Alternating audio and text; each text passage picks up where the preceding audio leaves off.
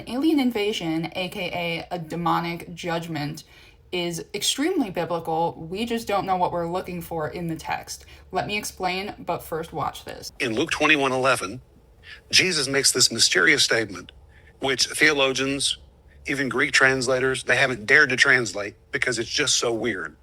And in that verse, Jesus said at the very end of the age, there would be great sights from the heavens and there would be fearful sights. Well, my specialty is Greek. And when Jesus said there will be great sights from the heavens, the word from is the word apo. And in Greek, it describes things descending out of the heavens. Wow.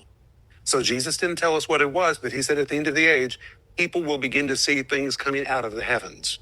Then he said, fearful sights. And in Greek, that is the word phobotron. It's a derivative of the word phobos, which means fear. But when it becomes phobotron, the Greeks only use that word one way and no other way. It is the word for monsters. And that is a literal translation. And that's why translators never translate it right. They couldn't understand what this monster thing was. So when you put it together, Jesus said at the end of the age, people are going to see things, apo, descending directly out of the heavens, and there's going to be the appearance of monsters in the end of the age. Well, that's what was going on before the flood. Exactly. So when you start looking at religious art, you'll notice two things. The harlot of Babylon, who we've been talking about, is actually Artemis, Diana, all of the characters that are like love, fertility goddesses, and it's gonna pretend that it's Mary. But look at what's in the sky. We've been talking about how aliens are going to come back with this Marian apparition thing, making their obsession with aliens make a lot more sense, don't you guys think? Again, you have the and what looks like aliens or spaceships. And then once again, you have her. And what is this? This is a really popular one too. Look at these. There's her again. And what looks to be a portal. I cannot believe I've never noticed this before. At the entrance of the portals, she cries aloud. This is the ESV. Most translations translate it to doors or entrances.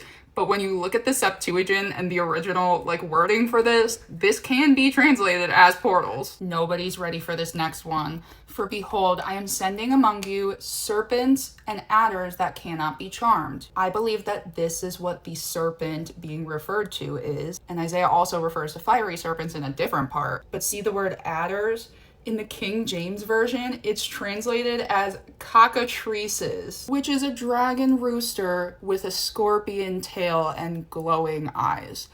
These are recorded in mythology and, of course, antique encyclopedias. This is the manticore, otherwise known as the Persian man-eater. We're told that this is a mythological beast with a lion's body, a scorpion's tail that's capable of shooting poisonous barbs from long distances, a human face, 3 rows of teeth, most often women's hair, and some of them have wings, and their heads would shapeshift from a human head to a lion's head. These were only recorded for about 3 years in Persian mythology, from about 5 BC to 3 BC. They're even in some old encyclopedias, and they called them man-eaters because they were known to stalk their prey until they caught it. If this thing had its eye on you, you were not going to get away from it. And they were thought to eat the person whole. A lot of you already know where I'm about to take this. Revelation 9. In appearance, the locusts were like horses prepared for battle.